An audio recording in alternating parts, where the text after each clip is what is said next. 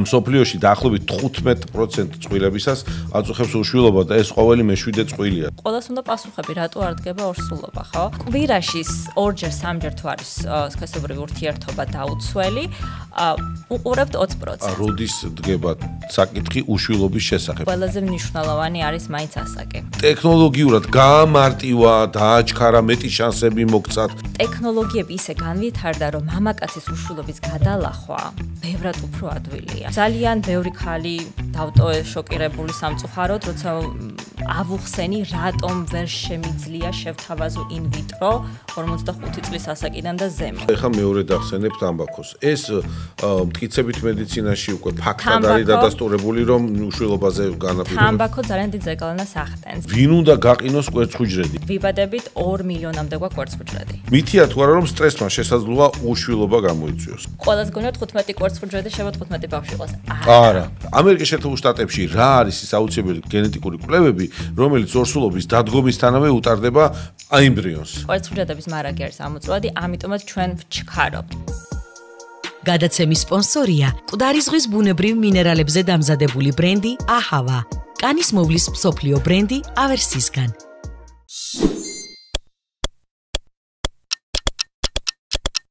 გამარჯობა, აი ვხედავ რომ პოდკასტს უყურებთ და ეს ძალიან მახარებს. მნიშვნელოვანია ჩემთვის თითოეული თქვენთაგანის ჩვენი ყურებადობა და ამისთვის ძალიან დიდი მადლობა, მაგრამ დააკვირდი, აბა გამოწერილი გაქვს თუ არა ეს არხი.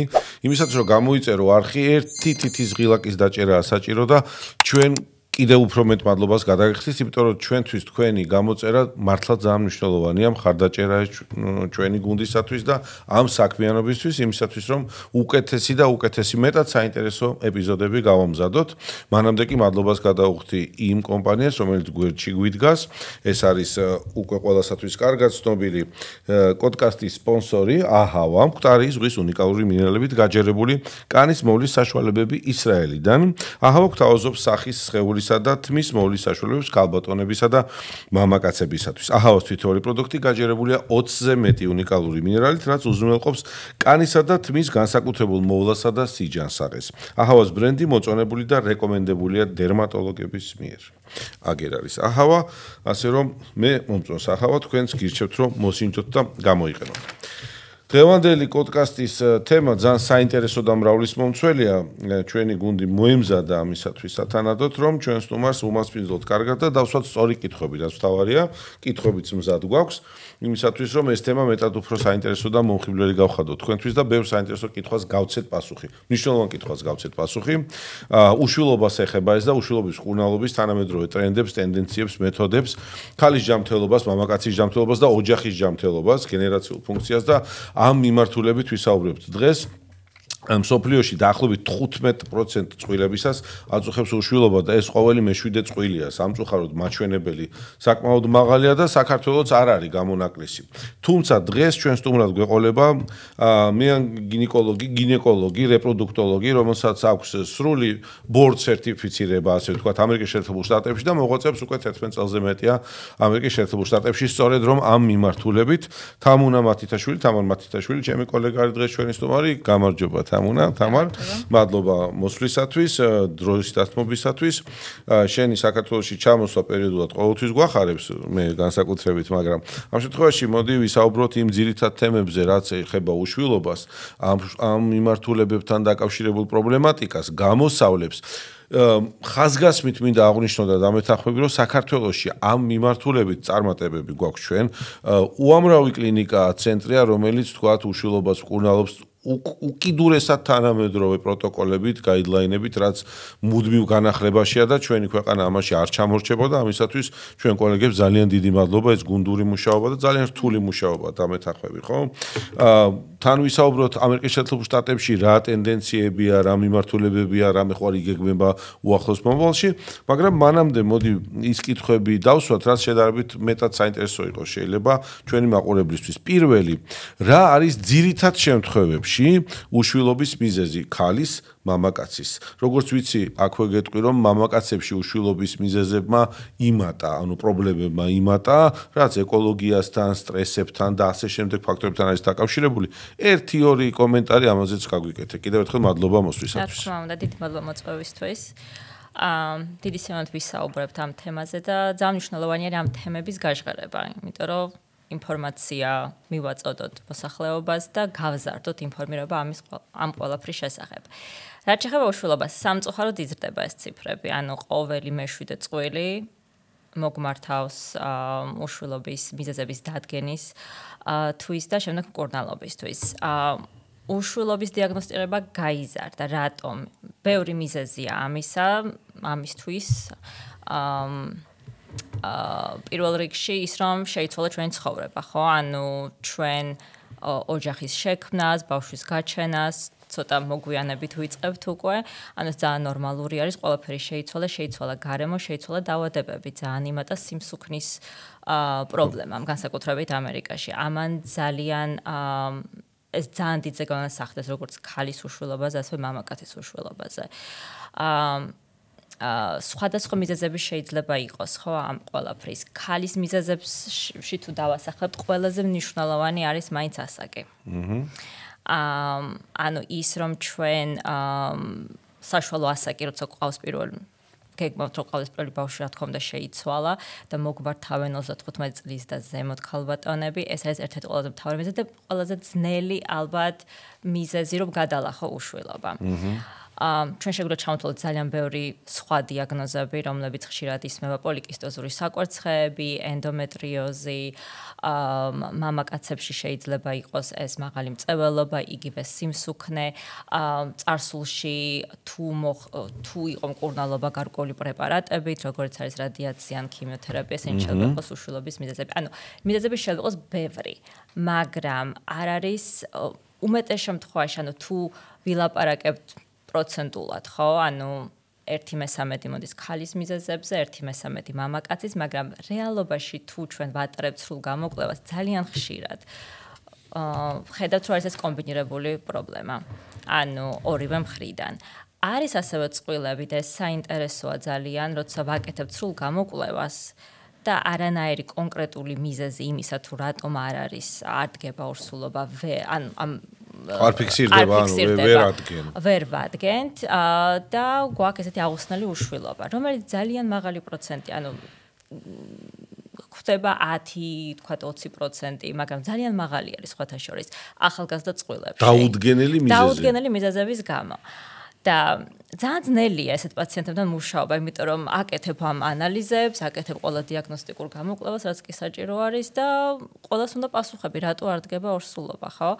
და შეიძლება ეს იყოს მართლა ახალგაზრდა წყვილებშიც და ვერ უსახელებ კონკრეტულ მიზეზს, მაგრამ მკურნალობის პროცესში ხშირად შემდეგ გაეცემა პასუხი რატო არ ხდება და განსაკუთრებით ეს წყვილი გადადის უკვე in vitro-s მკურნალობის ფაზაში, აი იქ უკვე როცა ჩაიხედები ამ კვერცხუჯედების ხარისხში, განაყოფიერებაში, თქვა სპერმა როგორ ანაყოფიერებს კვერცხუჯედს და იქ ხედავ ამ პრობლემის ან ემბრიონის განვითარებას, ძალიან ბევრ კითხვას ეცემა პასუხი. ანუ მაკროსკოპიული ხედვიდან მიკროსკოპულ ხედვაში როგორ არ გვაქვს ის ყველა ტესტი სრულყოფილი, რომ ყველაფერი დავადგინოთ, თქვათ, არაინვაზიურად, როცა უკვე გადადიხარ in vitro-ზე, ძალიან ბევრ რაღაცას, თქვათ, აღმოაჩენ. კარგი.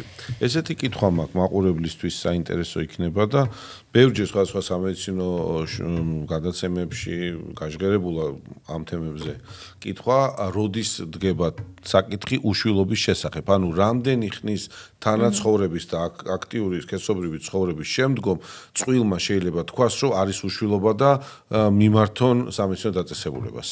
ეს ძალიან მნიშვნელოვანი საკითხია და აი მართლა ყველა ჩემმა ახლობელმა მეგობარმა ყველა მინდა იცოდეს ეს ინფორმაცია, იმიტომ რომ რეპროდუქტოლოგიაში მთავარი არის დრო. არ დააგვიანო მიმართო ექიმს და უნდა გავზარდოთ, რა თქმა უნდა, ეს ინფორმირებულობა მოსახლეობის ამის შესახებ. რეკომენდაციებიც ძალიან კონკრეტული არის. ანუ ახალგაზრდა წყვილი, თქვათ, როცა არანაირი წინაპირობა არ არის, რომ იფიქრონ, რომ რამე პრობლემა შეიძლება ქონათ, ანუ არანაირი ქირურგიული ჩარევები არ ქონია ქალს. მიზეზი ფიქსირებული არ არის, ხო, ანუ არც უფიქრეთ, რომ შეიძლება პრობლემა ქონდეთ და ქალის ასაკი არის 35 წლის და უფრო ახალგაზრდა, ახალგაზრდა. წყვილს აქვს საშუალება ცადოს 1 წლის განმავლობაში დაფეხმძიმდეს.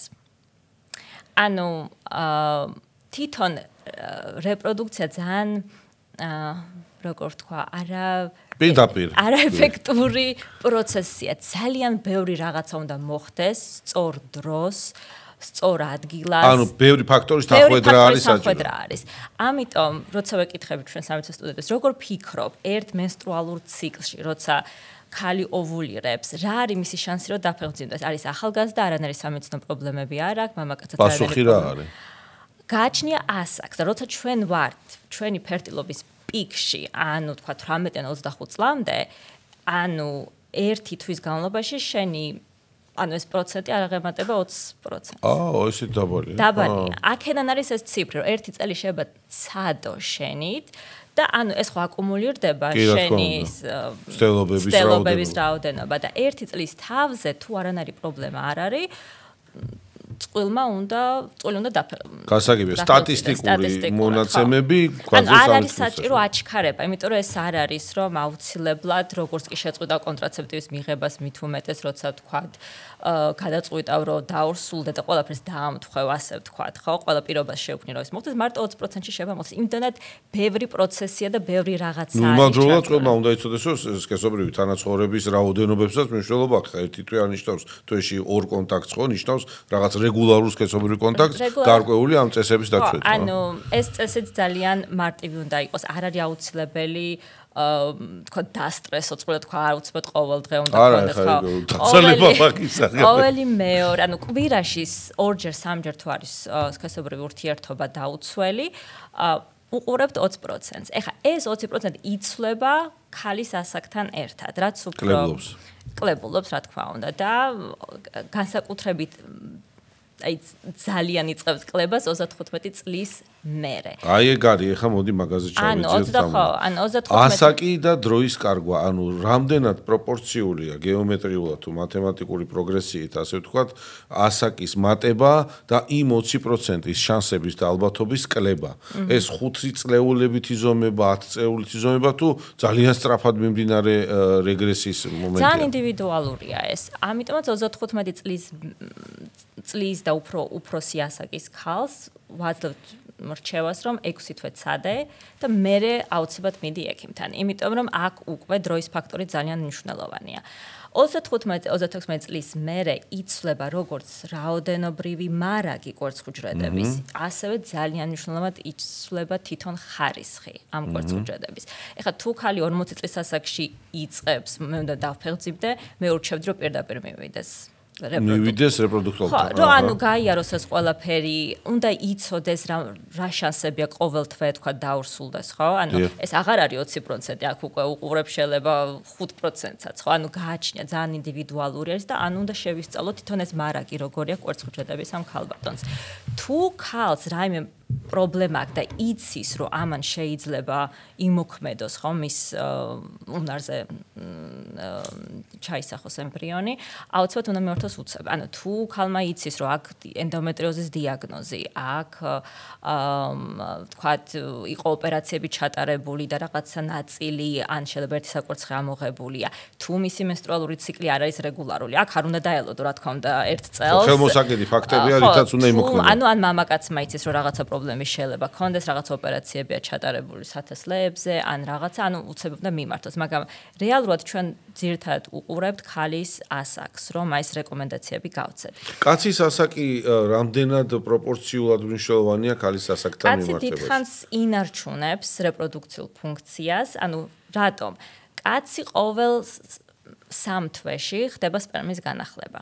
ხო, ეს უწყვეტი ციკლია, რომელიც ციკლია, ხო, ყოველ 3 თვეში შენ გაქვს ახალი, ანუ შენ რომ გქონდეს დაბალი მაჩვენებლები, რაღაც კონკრეტული მიზეზი შეიძლება იყოს, თქვა, ალკოჰოლის მაღალი მოხმარება, ვთქვათ, მაღალი ტემპერატურის ზეგავლენა, ხო, შეიძლება იყოს, ან სიგარეტის, ვთქვათ, ძალიან აქტიური მოწევა და თუ კაცი ცვლის თავის ცხოვრების წესს, ძალიან დიდი შანსი აქვს, რომ გამოსწოროს პარამეტრები.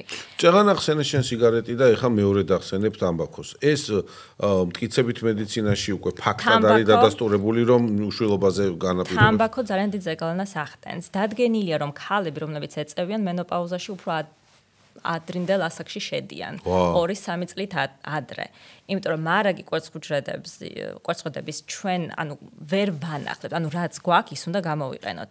ხო, რაც ჩადებულია გენეტიკაში ის რაოდენობა. და ჯანსაღი ცხოვრებით ცხოვრობთ, მით უკეთესად ვინარჩუნებთ ამ მარაგს. თუმცა რაც არ უნდა გააკეთო ჯანსაღად იცხოვრო. ეს მარაგი ამოწურვადია, სამწუხაროდ ქალისთვის და ეს, ციფრები რო დავასახელო ძალიან ფანტასტიკური ციფრებია. აი მაგალითად ვიბადებით 2 მილიონამდე გვაქვს კვერცხუჯრედი. მაგრამ სანამ ქალი დაიწყებს მენსტრუალურ ციკლს, მენარქეს, რომელიც დაახლოებით 10-დან 12-13 წლის ასაკში იწყება, ამ დროისთვის უკვე 500,000-ზე ვართ ჩამოსულები. დაიკარგა ძალიან დიდი რეზერვი. ჩადებული რეზერვი იკარგება. ვერაფერი ამას სამწუხაროდ ვერ შეაჩერებს. სამაგიეროდ საწყისში რაოდენობა საკმაოდ დიდია. საკმაოდ დიდია, მაგრამ იკარგება. შემდეგ უკვე მენოპაუზამდე სანამ მივდივართ, დაახლოებით 1000-მდე შეება დარჩეს კვერცხუჯრედი, მაგრამ უკვე ეს კვერცხუჯრედი იმდენად ხარისხი არის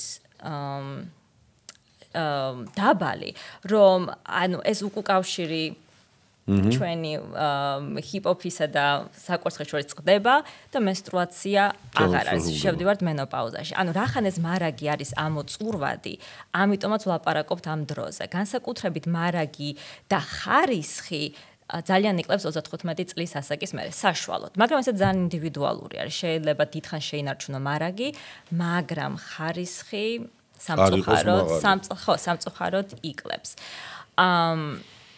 და რაც თავარია ჩვენ თუ მივაგენით იმას, რომ განვახლოთ კვერცხუჯრედები, ეს პრობლემა მოიხსნება.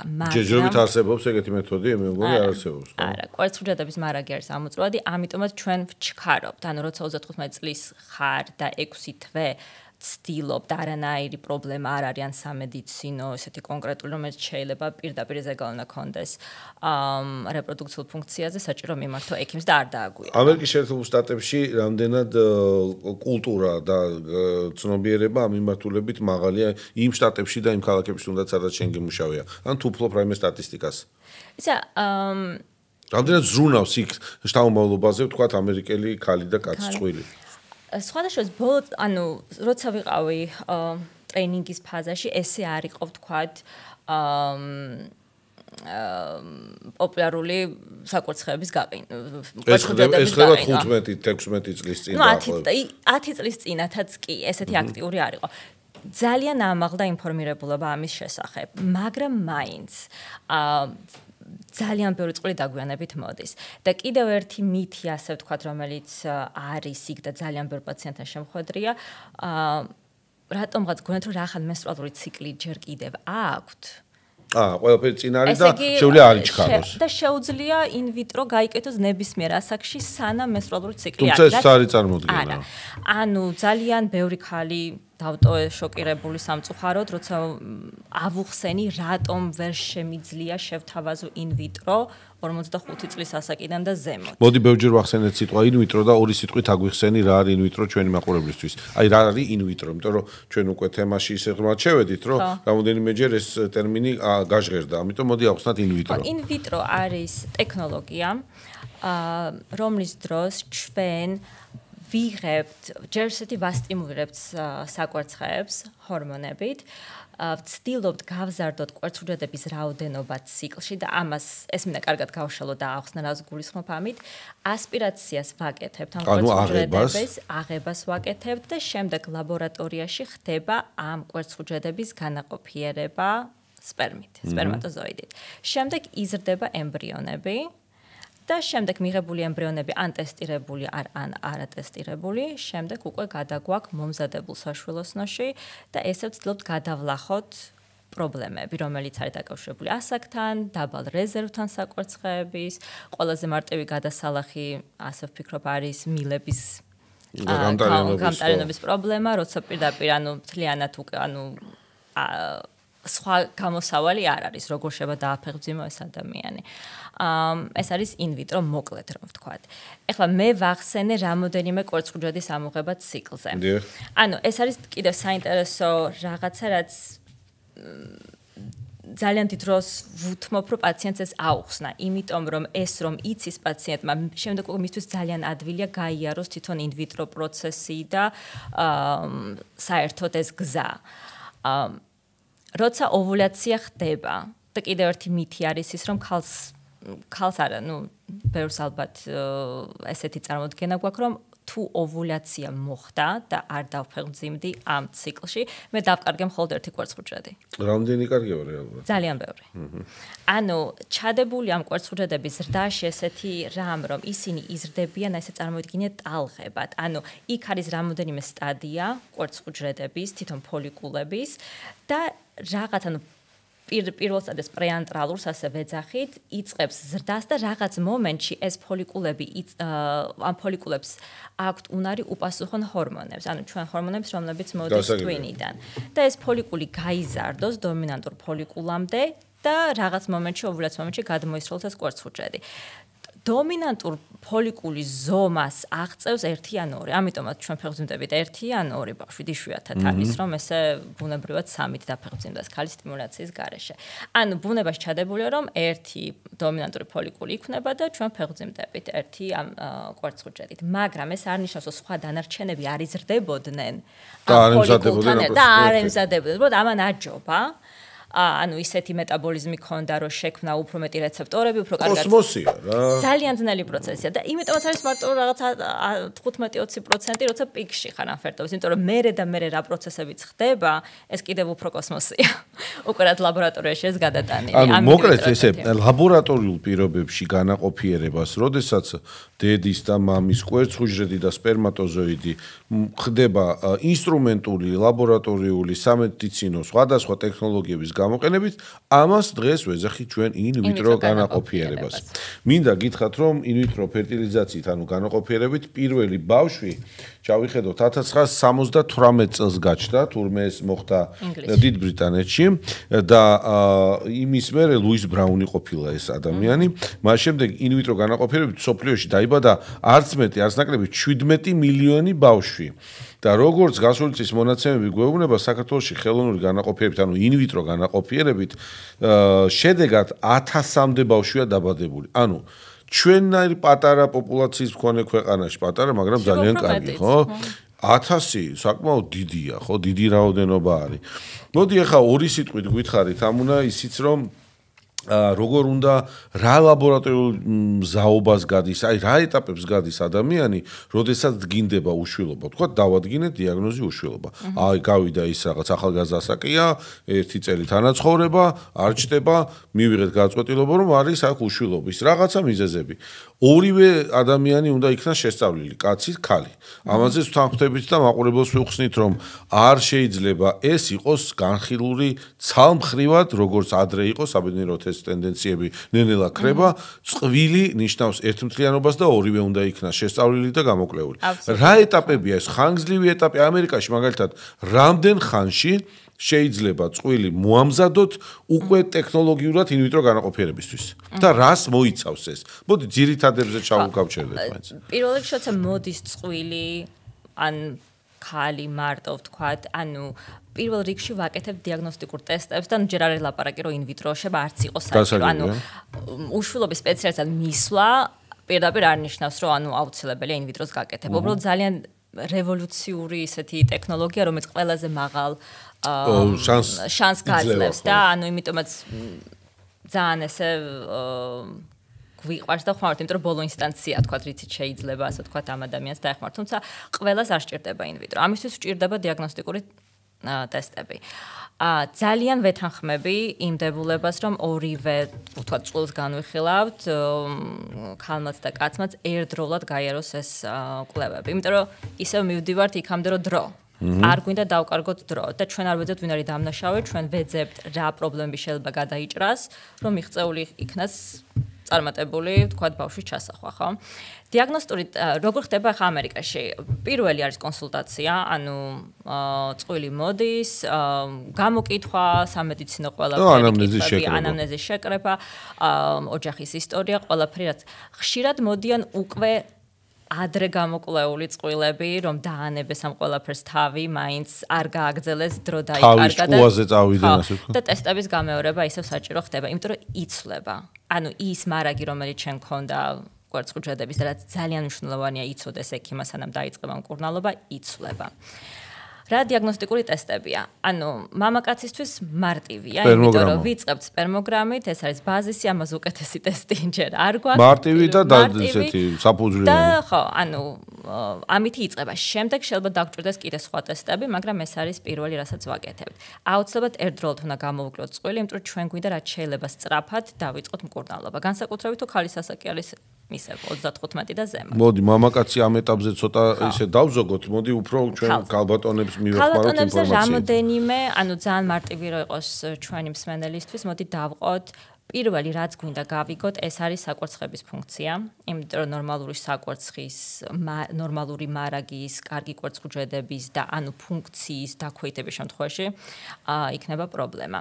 მეორე რაც უნდა შევისწავლოთ, ეს არის ფალობის მილები, იმიტომ რომ ფალობის ერთი მაინც თუ არ არის გამტარი, ეს არის პრობლემა, იმიტომ რომ განაყოფიერება ხდება ფალობის მილში. და მერე ხდება საშვილოსნოში დაფიქსირება. და მერე უკვე როცა იწყებს ემბრიონი დაყოფას, მერე უკვე ჩამოდის საშვილოსნოს ღრუში და იქ ემაგრება. ანუ მილი აუცილებლად გვჭირდება. პირველი ბავშვი ამერიკაშიც და ინგლისშიც სწორედ პირველი პაციენტი იყო, ვისაც არ ჰქონდა ფალობის მილები. ანუ in vitro შეიქმნა. ამიტომ აღმოჩნდნენ in vitro სიტუაციაში. სიტუაციაში სხვა არაფერი მაგათ არ უშვალიდათ, არც ინსემინაცია არაფერი. და ანატომია.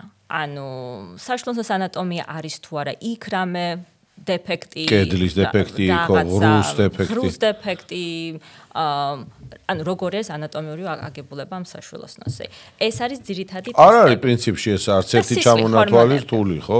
ანუ პირველი ტესტი, რომელიც ყველაზე მნიშვნელოვანი, რაც უნდა იცოდეს ყველა რეპროდუქტოლოგმა, როცა იწყებს მუშაობას, არის ეს მარაგი. როგორ განსაზღვროთ მარაგი? კვერცხუჯედების, ხო? გო, აი სად უნდა ჩაიხედო ეგრე და. ხო, ანუ რა უნდა გავაკეთოთ და რას უნდა შევხედოთ? უნდა კითხო. და თან ეს ძალიან ინდივიდუალურია და ხა ყველა კვერცხუჯედს ხო ვერ დავითვლით, ხო? რა თქმა უნდა. არ არის იდეალური ტესტი. ვაკეთებთ ორ კომბინირებულ რაღაცას. ვაკეთებთ ჰორმონებს და ვაკეთებთ ულტრავგერას. ეხლა ნებისმიერ ქალს ანუ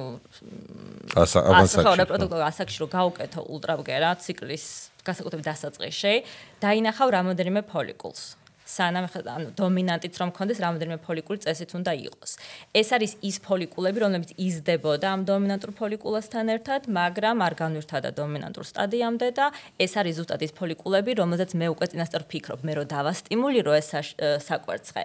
რამდენი ფოლიკული ანუ გაიზრდება ამ სტიმულაციის შედეგად. ანუ ეს არის ანტრალური ფოლიკულური რიცხვი, რასაც ჩვენ ვეძახით. ანუ ვაკეთებთ ულტრავგერას და რეალურად უყურებთ, რამდენ ფოლიკულს ვიზუალურად რამდენს ვხედავთ. მერე ვაკეთებთ ჰორმონებს სისხლში. ერთ-ერთი ყველაზე ესეთი პოპულარული ტესტი, ასე ვთქვათ, რომელსაც ძალიან ბევრმა ქალბატონმა იცის და აკეთებს, მაგრამ აუცილებელია მისი სწორი ინტერპრეტაცია. არის ანტიმიულერის ჰორმონი. ხო, ეგ ძალიან ისეთი ცნობილი ჰორმონია, ასე ვთქვათ, მაქსპერლი. ანტიმიულერის ჰორმონი არის პეპტიდი, გლიკოპეპტიდი, რომელიც გამომუშავდება ცილა, ანუ, ხო? ჰორმონი ამ პატარა პრეანტრალური ფოლიკულებიდან. და მაგის რაც უფრო მაღალია, მით უფრო ვფიქრობთ, რომ ანუ მარაგი უფრო მაღალი არის. ანუ სხვა მაჩვენებელი მიგვითითებს რაოდენობრივ მაჩვენებელზე, ანუ ჰორმონის, გლიკოპეპტიდის, ანუ ანტიმიულერის მაჩვენებელი, რაც უფრო მაღალია, მით უფრო მაღალია რაოდენობრივი მოცულობა საკვერცხუჯედების. ანუ მე რო ვიცი, რომ ანტიმიულერი არის მაღალი და მე როცა ვაკეთებ ულტრავგერას და ვხედავ საშუალოდ 10-12 ფოლიკულს თითო საკვერცხეში, მე უკვე ვფიქრობ. კაი პონტია, კაი. ასაკთან მიმართებაში. ხო, აი 40 წლის ასაკში თქვა ეგეთ. 40 ასაკში ეს შეიძლება ვერ დაინახოს. ისე პრაქტიკაში რამდენი წლის ყოფილა ყველაზე ასაკოვანი ქალი, თან წყვილი თქვა, ვისთვისაც in vitro განაყოფიერებით ის. თავისივე კვერცხუჯედები. კი, თავისივე. ანუ იმ კლინიკასაც მუშაობდი, ჩემ პარტნიორ ექიმს ყავდა 45 და ეს არის ძალიან დიდი გამონაკლისი. 45 წლის. ჩვენთან მსმენია რომ ცოტა უფრო მაღალი ასაკებიც არის ხოლმე რაღაც ესეთ. ანუ თავისით დაფეხმძიმებული. ანუ ეს არის ძალიან იშვიათი შემთხვევები და რატომ ანუ რა თქმა უნდა ყველას ამახსოვრდება ეს შემთხვევები და ყველა თვლის რომ ისიც იქნება გამონაკლისი და ნეტავი, მაგრამ ძალიან სამოტივაციოდ მაგარია. კი, მაგარია, მაგრამ ეს არ უნდა იყოს ანუ არ უნდა მოწყვიტოს ადამიანი რეალობას. კი, ცრუ იმედები არ უნდა შექმნას. ჩვენ კლინიკაში ასაკი, როცა ვეღარ შესთავაზებ პაციენტს გააკეთოს ინვიტრო თავისი კვერცხუჯრედით, ამას ავტოლოგიურ, თავისი კვერცხუჯრედით ინვიტროს არის 45. მოდი ტექნოლოგიებზეც გვესაუბრეთ თუ შეიძლება რა, ის თავისი კვერცხუჯრედით თქვა, სვისი კვერცხუჯრედითაც არის ამბავი და აქვე არ დაგვაუწყეს რომ მამაკაც ჯერ ჩაბარებული აქვს სპერმოგრამა. თუ სპერმოგრამა მწვანეთ ანთებს, ის გაჩერებულია და ელოდება მისი პარტნიორის მეუღლის, ასე ვთქვათ, შემდგომ გულშემატკივრებს, მაგრამ დაუშვათ მამაკაცის თემაში, დაუშვათ სპერმოგრამაში რაღაცა შეინიშნა. მოდი არ დავტოვოთ ეს უყურადღებოთ რა, მამაკაცზე რა ხდება მანდ, რა მიზეზებია კიდე რა. არის ვთქვათ აზოოსპერმია, ვთქვათ რაღაცა. საერთოდ მამაკაცის უშვილობა, იგივე აზოოსპერმია, ხო? ტექნოლოგიები ისე განვითარდა, რომ მამაკაცის უშვილობის გადალახვა ბევრად უფრო ადვილია, ვიდრე ქალის უშვილობის. თუმცა შანსები უშვილობის გამოწვევის მიზეზები 50 ქალ მამაკაც შორის ისე ნახევარია, ეს ყოველთვის უნდა გვახსოვდეს. კი. ეს უნდა გვახსოვდეს. კი, ნამდვილად და ძალიან ხშირად ბოლოსკენ არის მოტოვებული, რომ ეს მოდის პრობლემა ბოლოში გავაკეთოთ და სინამდვილეში თქვა ამ ყველაფერს იკლებ. მაგრამ თუ დაგეწყოთ იქნებ ჯობდეს. ხო, ჯობდა იქნება. ამიტომაც პარალელურ რეჟიმში არის. როცა პირველი კონსულტაცია არის, დაინიშნება ეს ტესტები, შემდეგ კონსულტაციაზე უკვე ყველაფერი გაქვს და წყულთან ჯდები. ორფრივად და განიხილავ, ჩვენ გავაკეთეთ ეს ტესტები, ვნახეთ ეს და ეს, მე ვფიქრობ, რომ სავარაუდოდ მიზეზი არის ესეც და ესეც, ძალიან ხშირად არის კომბინირებული მიზეზი. დაბალი კონცენტრაცია სპერმის, ქალის ასაკი, ძალიან ხშირად არის შემცირებული რეზერვი ასაკთან შედარებით და ეს კომბინირებული ეს ფაქტები და ეს მიზეზები ზუსტად გვაძლევს. შენ ხა ბოლო 10 წელია აკვირდები ინტენსიურად უკვე კლინიკურ პრაქტიკაში. თან შენ თვითონ ხარ აქტიურად მონაწილე რეპროდუქტოლოგიით და არა თქვა დამკვირვებელი რეზიდენტიდან მოსწავლე, რომელსაც ეს გაიარე, ხო, ყველაფერთან იქ გაიარე. ამ ბოლო 10 წლის მანძილზე დაჩქარდა თუ არა ტექნოლოგიურად პრობლემების აღმოფხვრა. მოგეცათ თუ არა ექიმებს, ვინც რეპროდუქტოლოგიაში მუშაობთ, რაიმე ისეთი ტექნოლოგიური სიახლეები, რამაც ტექნოლოგიურად გაამარტივა, დააჩქარა, მეტი შანსები მოგცათ, თუ მაინც ძალიან დუნედ ვითარდება. არა, ეს სფერო ძალიან სწრაფად ვითარდება, იმიტომ რომ პერსპექტივა კარგია. 78 წლიდან, ძალიან ახალგაზრდა სფეროა, რეალურად რა დაგვირ და იმდენი რაღაცა მოხდა ამ სფეროში, მაგრამ ყველაზე დიდი და მნიშვნელოვანი რაღაც რაც ხდება რეპროდუქტოლოგიაში არის ლაბორატორიაში. კარგი ლაბორატორიის და გამოცდილი ემბრიოლოგის გარეშე შეუძლებელია რეპროდუქტოლოგმა იმუშაოს. ემბრიოლოგები ისეთ რაღაცას აკეთებენ ამ ბოლო 10 წლის განმავლობაში, რომ მათ გარეშე საერთოდ წინ ვერ წავიდოდა ვერაფერი. გამოთხოვნა ამერიკის შეერთებულ შტატებზე და ემბრიოლოგებზე. წლიურად რამდენი ემბრიოლოგი, ასე ვთქვათ, იწყებს პრაქტიკას ამერიკაში. რამდენია დაშვებული, ლეგიტიმაციას სახელმწიფო რამდენ ემბრიოლოგს აძლევს. წლიურ წილში.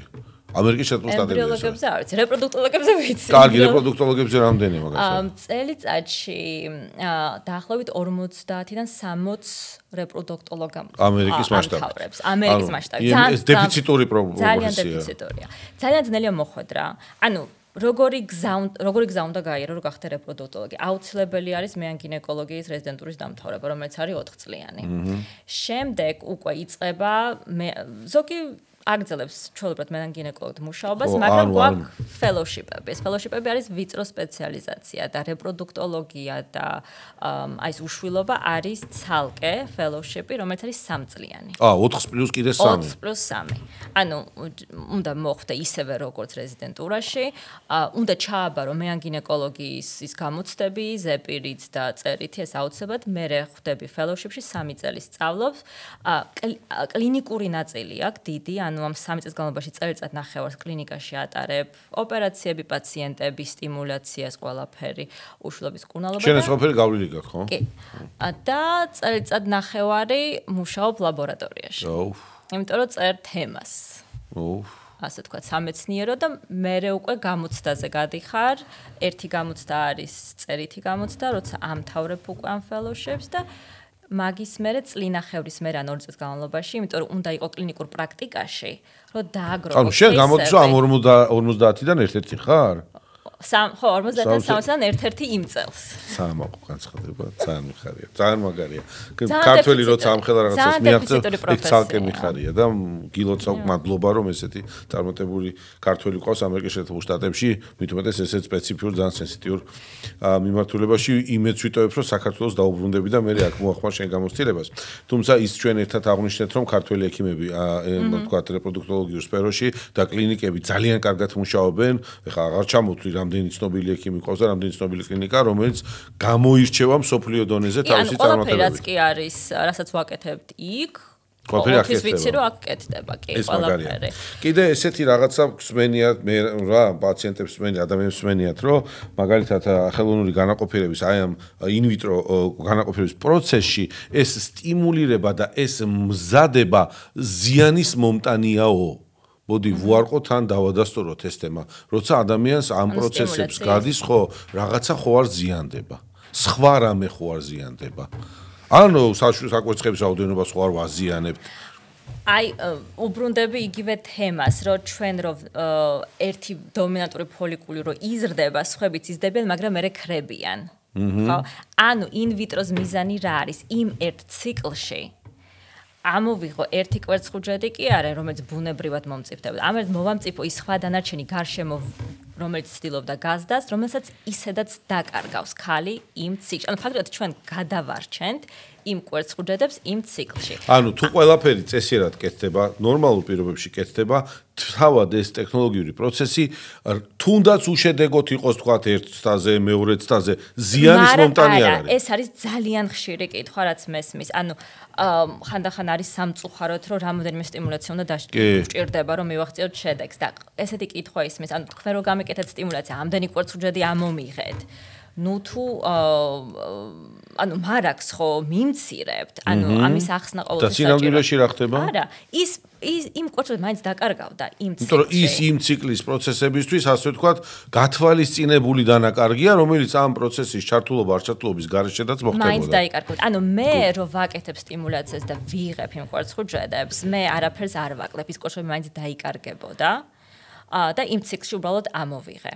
ჩემთვის გასაგებია და მათთვის მით უმეტეს ვინც ამ პროცესებში ჩართულია. ასევე მინდა ვთქვა კიდევ ერთი რამ, კონტრაცეპტივებს რომ ვიღებთ, ესეც ამცირებს მარაგს? არა, არ ამცირებს მარაგს.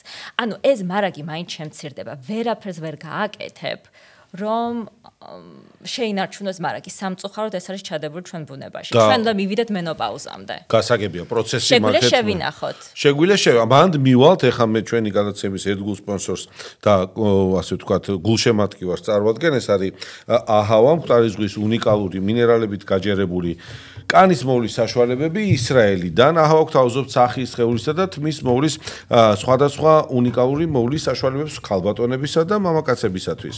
აჰავას თითოეული პროდუქტი გაჯერებულია 20-ზე მეტი უნიკალური მინერალით, რაც უზრუნველყოფს კანისა და თმის განსაკუთრებულ მოვლასა და სიჯანსაღეს. აჰავას ბრენდი მოწონებული და რეკომენდებულია დერმატოლოგების მიერ. ვაგრძელებთ პოდკასტს, თამუნა მათითაშვილი, რეპროდუქტოლოგი, ამერიკაში მოღვაწე ექიმი, 11-წლიანი კლინიკური პრაქტიკით, აქტიური კლინიკური პრაქტიკით. დღეს არის ჩვენი სტუმარი და ვსაუბრობთ უშვილობაზე და იმ გამოწვევებზე დღეს, რაც არა მარტო საქართველოში, არამედ მთელ მსოფლიოში ამ მიმართულებებში არის. დღეს მსოფლიოში ძალიან გავრცელებული და მიღებული ფორმა არის თამუნა დამეთანხმები კვერცხუჯრედების გაყინვა. ხო? რა არის ის მთავარი мотиваცია, მიზეზი, მიზანი, ან ვინ უნდა გაყინოს კვერცხუჯრედი? აი რა ხდება, მოდი ეს აღვხსნათ ახლა ეგ ამბავი. კვერცხუჯრედების გაყინვა 2013-14 წლამდე, არა 2013 წლამდე იყო ექსპერიმენტალური კურნალობა. 14-ში შეიცვალა, მე მგონი როცა დაიდო გაიდლაინი, შეგიძლია, ანუ ეს სტანდარტი არის უკვე და შეგიძლია შესთავაზო პაციენტს. პირველი პაციენტებისაც თავაზობდნენ ამას, ალბათ იყვნენ ის პაციენტები, რომელმაც უნდა გაიარონ, თქვათ, კურნალობა, ქიმიოთერაპიის ან რადიაციის, რაც დააზიანებს ამ კვერცხუჯრედებს და იყო ესეთი ფანტასტიკური საშუალება ამ ქალებისთვის, რომ დაასტიმულიროს საკვერცხეს, ანამ დაიწყება ამ კურნალობა ქიმიოთერაპიით და შეინახოს კვერცხუჯრედები. ეს დღემდე ონკოფერტილობის მიმართულებით, რა თქმა უნდა. მამაკაცებში? სპერმას ყინა. ოკეი, წავედით წინ. იქ უფრო ადვილი არის, მაგრამ აქ უნდა სტიმულაცია ჩაატარო, ამოიღო კვერცხუჯრედები და გაყინა. იმიტომ რომ ჩვენ ზოგიერთ შემთხვევაში ვიცით რომ გადავდებთ თქვათ შვილის გაჩენას სამომავლოდ ვართ ახლა ახალგაზრდები მაგრამ მე ვიცით რომ ფუნქცია მცირდება ამ კვერცხუჯრედების თქვა და რაოდენობა ვიცით ამის შესახებ გვაქვს ეგეთი არჩევანი რომ შეგვიძლია გავყინოთ ეს კვერცხუჯრედები რაც ადრეულ ასაკში გავუკეთებთ მით უკეთეს იმიტომ რომ ხარისხი იქნება უკეთესი ხარისხი იქნება უკეთესი და რაოდენობაც უფრო ნაკლები დაგჭირდება რამდენი უნდა გაიყინოს აი მაგალითად რაღაცა საშუალო რაღაც 10 წალი 5 წალი 20 წალი თუ როგორ არის ეს ძალიან ინდივიდუალური მიდგომაა ამ ყველაფერს თუ ფინანსებთან არის დაკავშირებული ფინანსები ანუ ფინანსებთან არ დაკავშირებული იმიტომ რომ გამომდინარე შენი რეზერვიდან შეიძლება დაგჭირდეს ერთი სტიმულაცია ან შეიძლება დაგჭირდეს 4 სტიმულაცია ან შეიძლება მეტი სტიმულაციაც რომ მიიღო ის ციფრი რომელიც შენ გაძლევს თვითდაჯერებულობას სამომავლოდ ეხლა რა შესაქმე ჩვენ ვახსენეთ AMH-ი ვახსენეთ რომ ულტრაბგერით უყურებთ ეს ყველაფერი ჩვენ გვჭირდება რომ შევაფასოთ სიტუაცია და რომ მე პაციენტს აუხსნა გამომდინარე იქიდან რომ შენ გაქვს მარაგი შემცირებული ვთქვათ ასაკიდან გამომდინარე ხარ ვთქვათ 36-38 წლის რა თქმა უნდა ეს ხარისხი უფრო დაბალი არის ვიდრე ვთქვათ 28 წლის ასაკის კვერცხუჯრედის ალბათ დაგჭირდება უფრო მეტი კვერცხუჯრედი რომ შენ გაუტოლდე შენი შანსები ვთქვათ 28 წლის ქალს მანდ რაოდენობა ხარისხს უგმატებს ანუ თუ ჩვენ ლაპარაკობთ 26-30 წლის ქალზე იმისი ხარისხი ბევრად კარგი არის ხო კვერცხუჯრედების ვიდრე 40 წლის ქალბატონის ამიტომ იქედან რომ ამოიღო და კონდეს 15 კვერცხუჯრედი დაახლოებით 80% გაქვს რომ ერთი ბავშვი ყავდეს. საკმაოდ მაღალი პროცენტია. პროცენტი მაღალი, მაგრამ ანუ ყველას გონია 15 კვერცხუჯრედი შევა 15 ბავშვი იყოს. არა. 15 შანსია, რომლიდანაც შეიძლება 1 ან 2 იქნას გამოყენებული, ხო? ძალიან მცირდება. ანუ ციფრები რეპროდუქტოლოგიაში სულ მიდის ქვემოთკენ. ეხლა როცა გადავდივართ უკვე ვლაპარაკობთ 35 წლის ქალზე, იქ სავარაუდოდ 20-მდე რო კონდეს გაუტოლდებით იმ შანსს. კარგი, ტექნოლოგია მითხარი. ეგ ძალიან საინტერესოა, მაგრამ ტექნოლოგიურად ჯერ მითხარი მაგალითად რა ღირს ამერიკაში ეგ. და ხო არ მონაწილეობს, თქვა სადაზღვეო სისტემები ამ მიმართულებით, რაღაცა შეიძლება რაღაც გამოლაკვის შემთხვევებში. შემოდი ფინანსური კუთხითაც შევხედოთ ამას. ძვირია, ანუ რო დაითვალო წამლები, რო დაითვალო თვითონ ციკლი, შეიძლება 9,000-დან 15,000-მდე დაგიჯდეს. ეს პროცესი რო გაყინო კვერცხუჯრედები და გაგრძელო ცხოვრება, სიტყვაზე იქ რაღაცა ერთი გააკეთო, კი. აჰა, საკმაოდ ძვირია, კი, მაგრამ რაზეა საუბარი თან ისიც ხო? კი, ანუ ძალიან მნიშვნელოვანი არის, რომ ძალიან ბევრი კორპორაციები, კერძო კორპორაციები თავის თანამშრომლებს ამას თავაზობენ და ეს დევს მაგათ სადაზღვეო პაკეტში. რა პოჩი თავაზობენ, ანუ ბონუსია რამე ეგა? არ ძალიან კაია თავაზობენ. არა, რა თქმა უნდა. ზრუნვა არის, ხო და ანუ ადამიანური ზრუნვა კორპორაციის მხრიდან მის თანამშრომლებზე. რომ ეს ითვლება, რომ ამის საშუალება გაქვს და ძალიან ბევრი ახალგაზრდა ხალი ამას ამჟამად აკეთებს. სამსახურეობრივად სარგებლობს კარგი გაგებით ამ საშუალებას, შესაძლებლობით. ანუ არის, თქვათ, 30, 32, 33 წლის იცის, რომ სამომავლოდ არ აპირებს შემდეგი 5-6 წლის განმავლობაში, თქვათ, ბავშვის სკოლას, ამიტომ აქ ეს შესაძლებლობა და გაყინავს ამ კვერცხუჯრედებს. ეს კვერცხუჯრედების გაყინვა ქალს ბუნებრივია შეუძლია გაყინვის შესახებ გადაწყვეტილება მიიღოს დამოუკიდებლად, სულიად მაშინ, როდესაც მას არანაირად პარტნიორი ცხოვრებისეული არ ყავს, ხო? მეუღლე არ ყავს, მეწყვილე არ ყავს, ხო? პაციენტი მყავს, რომელსაც პარტნიორიც ყავს, ზოგს ქმარით, ანუ ოფიციალურ ქორწინებაში არიან, მაგრამ მაინც ყინავენ კვერცხუჯრედებს. ისე ჩუმად? არა. ხო, ნუ გასაგები, მაგრამ რო არ ყავს და ყინავს, ეგეც ლოგიკურია, ხო? ანუ ბევრს პარტნიორი ყავს, მაგრამ მაინც ყინავს კვერცხუჯრედებს. იმიტომ რომ იმ ცხოვრების იმ ეტაპისათვის და იმ მომენტისათვის ის რომ გაანაყოფია, რომ ეს კვერცხუჯრედი და შეინახო ემბრიონები შენ იმ მამაკაცის გარეში უფლება არ გამოიყენო ეს ემბრიონი, იმიტომ რომ ორივეს გენეტიკური მასალა არის. ამიტომ თუ რამე მოხდა და ეს ორი პარტნიორი აღარ არიან ერთად, შეიძლება ვერ გამოიყენო. ძალიან ბევრი სასამართლო პროცესები იყო ამერიკაში, ზუსტად ამის გამო, რომ გაყინული ემბრიონები ვის აქვს უფლება გამოიყენოს. და ამიტომ ცოტა იურიდიული მხარე. იურიდიული მხარე. ამიტომ ცოტა ფრთხილობენ, შეიძლება პარტნიორიც ყავდეს, არ აპირებენ ბავშვებს და გაყინოს კვერცხუჯრედები. გააჩნია ასაკსაც, ანუ თუ ახალგაზრდა ხარ, კვერცხუჯრედების შენახვა ძალიან კარგი ვარიანტია. ანუ ტრენდული გახდა, ხო ეს მოდაშია ეს, აი გაგებით ვამბობ ხა ეს მოდაში სახუმარო თემა არ არის ხა.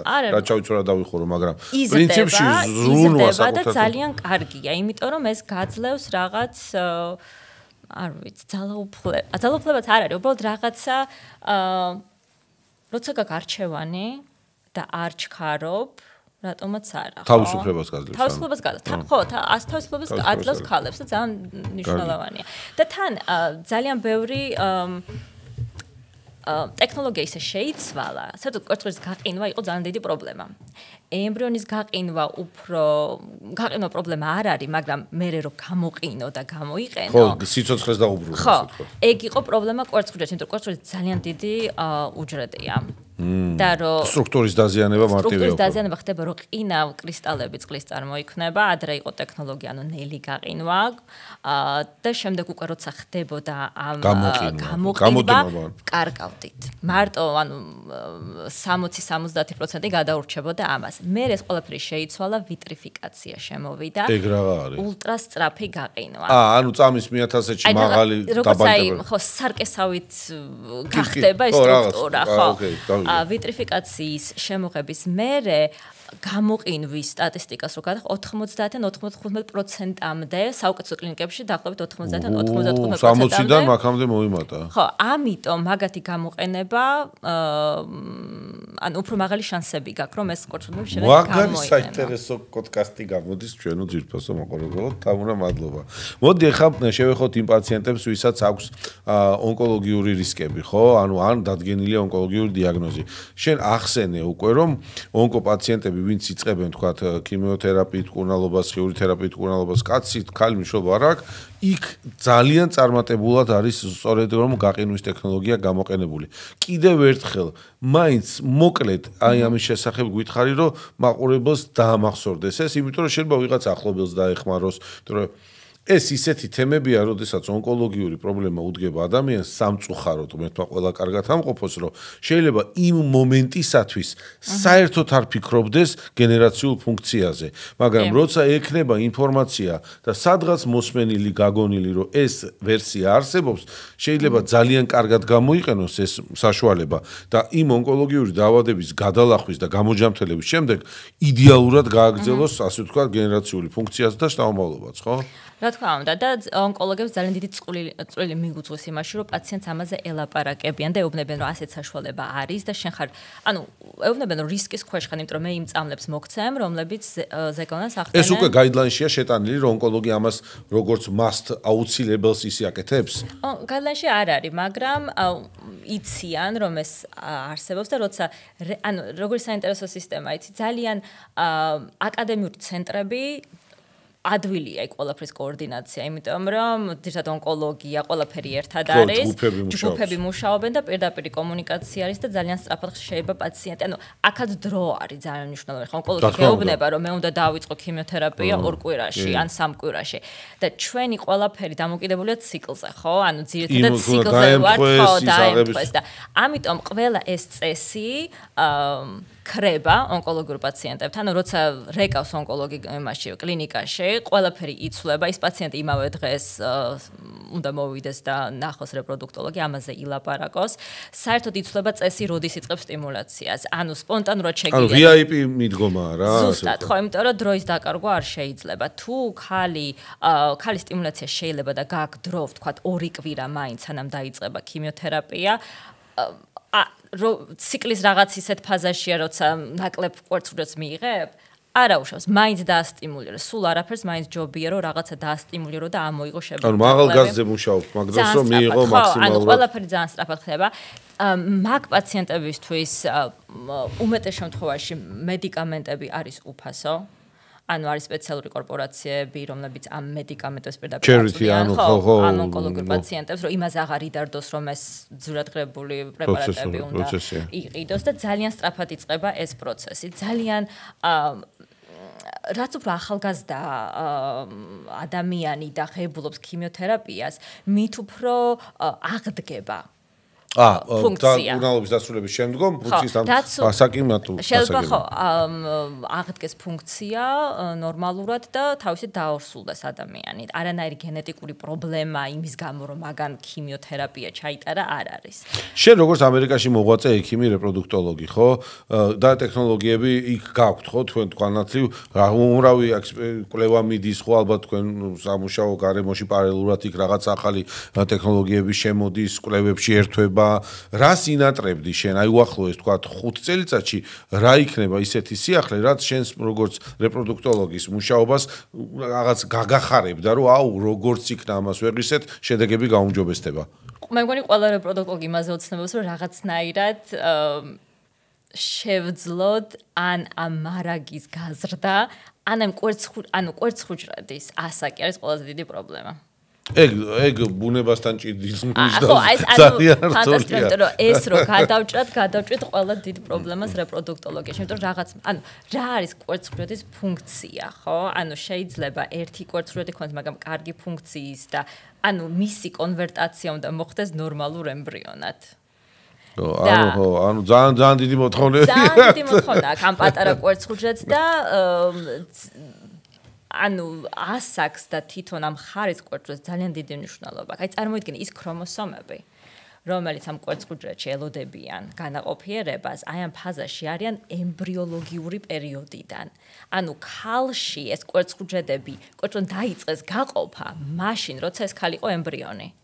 იქაც უკვე მზაობა ქონდათ შემდეგი მეიოზი პირველი და მეიოზი მეორე ხო ძალიან ისეთი მოლეკულური ის ქრომოსომები აი ამ მიკროტუბულებზე განლაგებულები არიან შეიძლება 37 წელი და 37 წლის რო გახდება ეს ქალი ეს კვერცხუჯრადი მერე დაასრულებს ამ გაყოფას ფენომენალური პროცესია ხო სპერმატოზოიდი რო შედის მერე სრულდება მეორე გაყოფა და ამიტომაც ბევრი შეცდომები მოსდის ამ კვერცხუჯრადს რაც უფრო ფერდება აი ჩვენ რო ეს გადავლახოთ აი ეს შეცდომები გამოვასწროთ ეს დავეხმაროთ ელოდებით მაგის ტექნოლოგიურ საშუალებებს. არ ვიცი, ეს ხო, ეგ არის ყველაზე დიდი პრობლემა. კარგი, მოდი აუცილებლად გვინდა შევეხო იმ ასე პოპულარულ ასე ვთქვათ ტესტირებებს, რაც დღეს ორსულობის დადგომამდე, ან ორსულობის დადგომისთანავე ტარდება, გენეტიკური კვლევები. საქართველოშიც ეს უკვე პოპულარულია, პირდაპირ რეკომენდაციებს იძლევა ვთქვათ კურნალი ექიმი, რომ თუ არის ორსულობა, რაღაც გარკვეული ტესტები უნდა ჩავიტაროთ იმისთვის, რომ გენეტიკურ ჩვენ შევისწავლოთ მოსალოდნელია თუ არა რაიმე ისეთი პათოლოგია რაც სიცოცხლესთან თავსებადი არ არის ან მაღალი რისკის დაავადებების შემცველია. ამერიკის შეერთებულ შტატებში რა არის ის აუცილებელი გენეტიკური კვლევები, რომელიც ორსულობის დადგომისთანავე უტარდება ემბრიონს?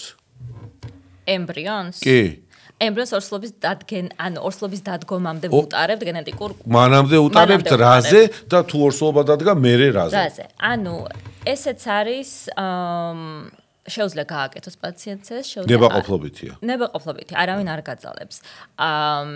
ეს არის ტექნოლოგია, როცა ემბრიონიდან ვიღებთ რამოდენიმე უჯრედს გარეშრიდან, საშიშია თუ არა ეს ემბრიონისთვის მაგ დროს? არა, იმიტომ ძალიან კარგად მომზადებული დაზიანებასთან კავშირი არ არის. მე ჯერჯერობით არ მინახავს რომ ამის გამო რა მომხდარიყო? დაზიანება თეორიულად ყველაფერი შეიძლება მოხდეს, მაგრამ როცა ემბრიონი არის ბლასტოცისტის სტადიაში, როცა გამოყოფილი არის ერთი ჯგუფი უჯრედები, საიდან წარმოიქმნება თვითონ ნაყოფი, არის მეორე შრე გარშემო, რომელთან იქიდან წარმოიქმნება პლაცენტა და გარსები. ჩვენ ვიღებთ იმ უჯრედს. დამხმარე საშუალებები. იქიდან რომ ვიღებთ 6-8 უჯრედს, ინფორმაცია იდენტურია. კი. გენეტიკური ინფორმაცია იდენტურია. ძალიან მაღალი არის გარეთ და შიდა შეშობს, თუმცა რაც უფრო ტექნოლოგიები წინ მიდის, უფრო და უფრო ვიხედებით შიგნით, უფრო მეტ რაღაცას ვხედავთ. აი რას ხედავთ? ძირითადად რას ეძებთ? კი არ ხედავთ, რას ეძებთ? ძირითადად რისგან არიდებთ ადამიანს, თქვათ? ხო, ამას რომ ვაგზავნით გენეტიკურ კვლევაზე, ითვლიან ქრომოსომებს. ყველაზე ხშირი პრობლემა რაც შეიძლება მოხდეს ზუსტად იმიტომ რომ კვერცხუჯრადი ძალიან დიდი ხანია აქ ეს ყველა ქრომოსომები ამ მიკროტუბულებზე განცალკევება არ ხდება სწორად და ეს არის ერთ-ერთი მთავარი მიზეზი რატომ არ დგება ორსულობა ან თუ დგება შემდეგში გვაქვს შეჩერება განვითარების რა დაავადებების პრევენცია მაგალითად ისეთი რომელიც შეიძლება ხშირი იყოს და ამ გენეტიკურმა კვლევამ გადახარისხებინოს ეს გენეტიკური კვლევა შეგიძლია ქრომოსომები დათვალო და თქვა რომ ამას ექსტრა ქრომოსომა აქვს, ამას არ გადავიტანთ, ამას აკლია ქრომოსომა, ქრომოსომებს შორის რაღაცა გადატანის მომენტები შეიძლება დაფიქსირდეს და ძალიან წინ წავედით ასევე დავაფიქსიროთ მუტაციები. რაც იწვევს შემდგომში რას? ანუ სხვადასხვა დაავადებები შეიძლება იყოს, თქვათ, რაღაცა სისხლის დაავადება, ხო? თუ ვიცით, რომ ეს დაავადება გამოწვეულია კონკრეტული მუტაციით და ვიცით, რომ დედაც მატარებელია და მამაც მატარებელია, შეგვიძლია შევქნათ ემბრიონები. და დასტუროთ ანუ ვარყოთ იმის გარშემო. და ნახოთ ამ ემბრიონში მატარებელი არის ამ მუტაციის თუ არ არის მატარებელი ამ მუტაციის. ანუ ხშირად ასევე ხდება, რომ სამწუხაროდ ბავშვი იბადება ავადმყოფი ოჯახში. იწყება კვლევა და მე აღმოაჩენე რომ დედაც და მამაც რაღაც გენეტიკური დაავადების მატარებელი არის და მე უკვე შემდეგ ბავშვზე ამ პრობლემას ჭრით ინვიტროთი. ანუ მე როგორც მივხვდი, დასავლეთშიც ამერიკაში მათ შორის ასეთაც ახლა ვსაუბრობთ და ჩვენთანაც არის ძირითადი ჩამონათვალი იმ კვლევებისა, რომელიც რეკომენდებულია და არა აუცილებელი.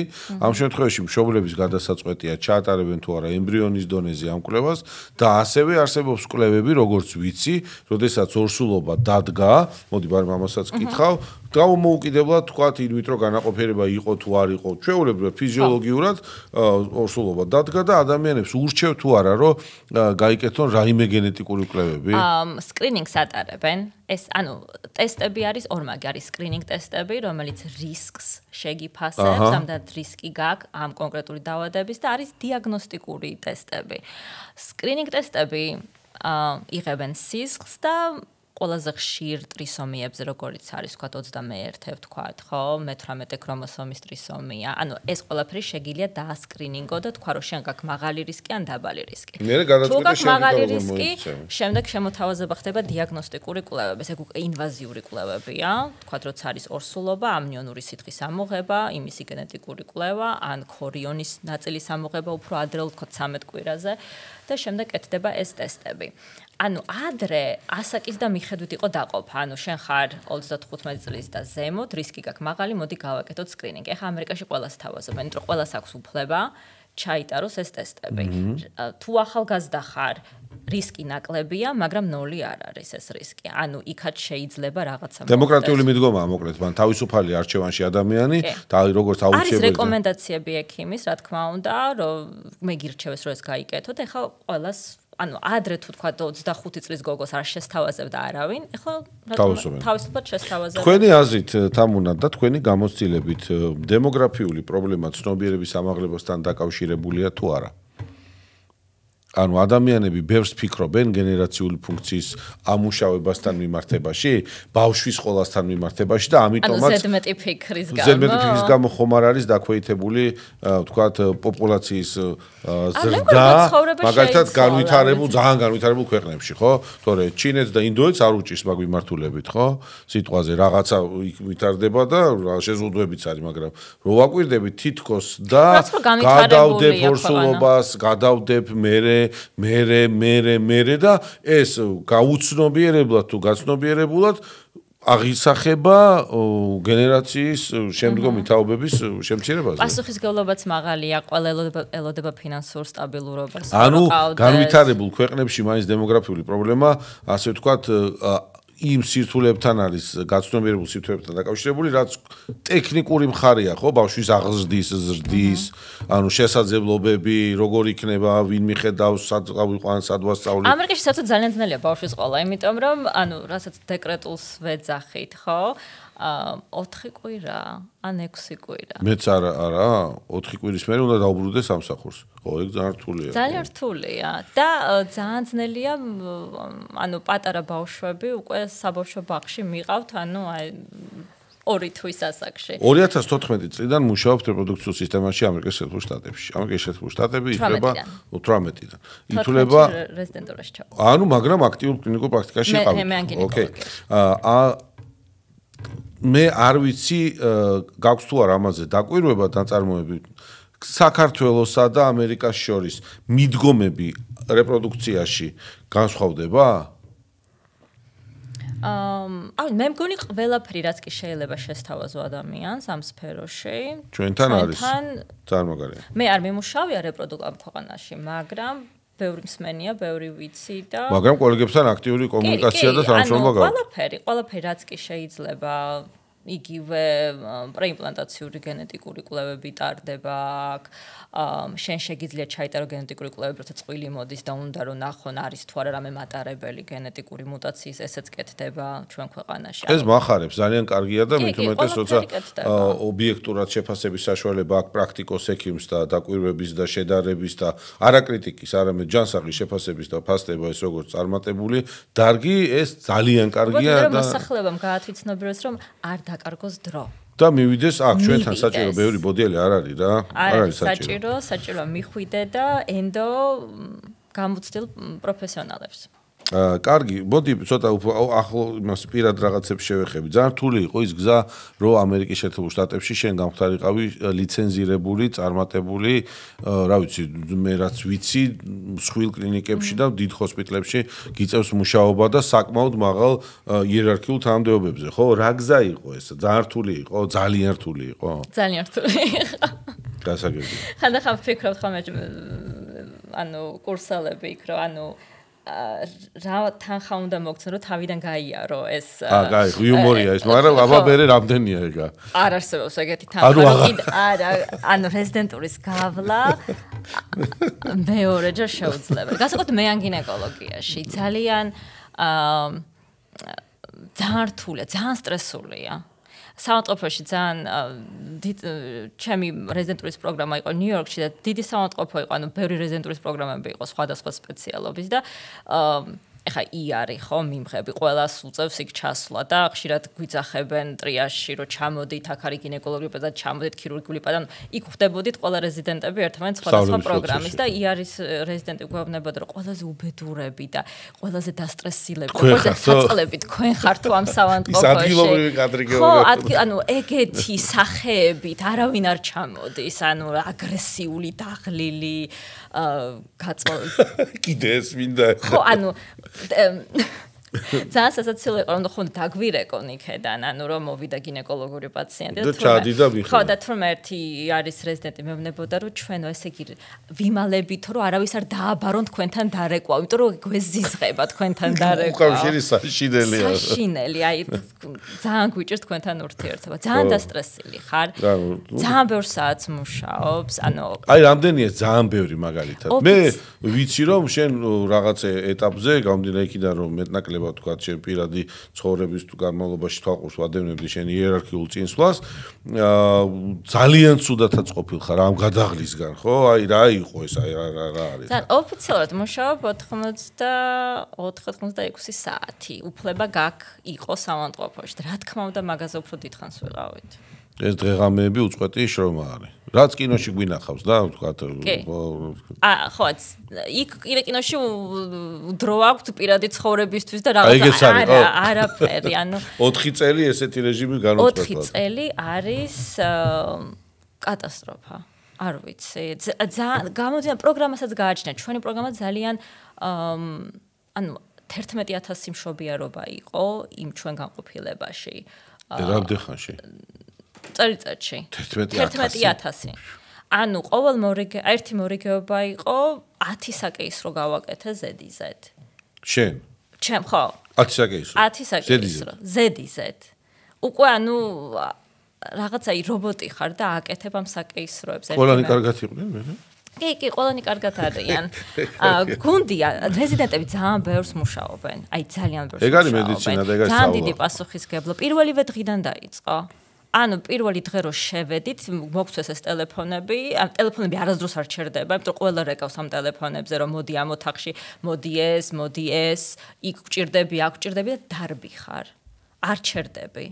ის ოთახი რო გვაჩვენეს ინტერვიუზე რომ მიდიხარ სანამ მოხვდე პრეზიდენტურაში ყოველთვის არის გასაუბრება დადიხარ გაჩვენებენ გვაჩვენეს ოთახი ეს არის რეზიდენტების იმ ოთახში არ შევსულვართ 4 წლის განმავლობაში. როგორც გადაფარებული იყო ის ლოგინები ლამაზად, ესე გადაფარებულები დავტოვეთ. დასვენების რო არ იყო. ვერ ახერხებ უბრალოდ იმდენი რაღაცა გასაგებია. ეგ არის მედიცინა, ეგ არის კლასი და ეგ არის ზუსტად პროფესიონალიზმი, ესე იზრდება პროფესიონალი მედიცინაში და იმიტომაც მე ფასობს ის პროფესიონალი იმ წარმატებულ ქვეყანაში. მე ვისურვებდი რომ იგივე იყოს ჩვენთან სწავლების მიმართულებით და ნეტარ ოდესმე ვეღირსებოდეთ იმას რომ საქართველოში ესეთივე მასშტაბი იყოს. უნდა იყვნენ დაფასებულები. მე ვთვლი რეზიდენტს უნდა ქონდეს ხელფასი. რა თქმა უნდა, გეთანხმები 100%-ით და უნდა ქონდეს სრული ბუნებრივია ზემდგომი პასუხისმგებელი ადამიანის მფარველობის და ეგეთის ქვეშ სრული დაშვება პაციენტთან. იქ არის სწავლა ეხლა მარტო წიგნები. ანუ უნდა იყოს ძალიან რომ ეს საავადმყოფო არის სასწავლო რეზიდენტებისთვის, ამიტომ პაციენტებმაც ეს იციან, ეს არის აკადემიური ცენტრი,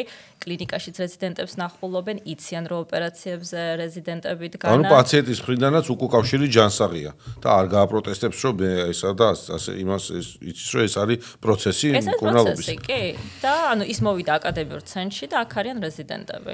თქვენ სფეროში, თქვენ შტატში ერთადერთი წარმომადგენელი ხართ, ქაბოტონო თამარ, ამ მიმართულებებში ქართველი? მე ან გინეკოლოგი.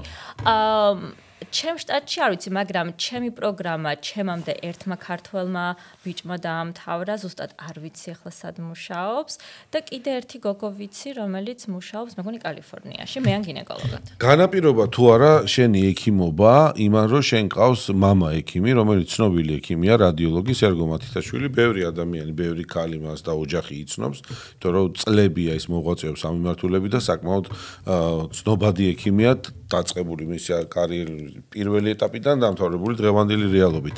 იყო თუ არა ეს რაღაცა ფაქტორი, როცა შენ წყვეტდი სამედიცინო განათლებისკენ, ასე ვთქვათ, გადახრილიყავი თუ სხვა სფერო აგერჩია?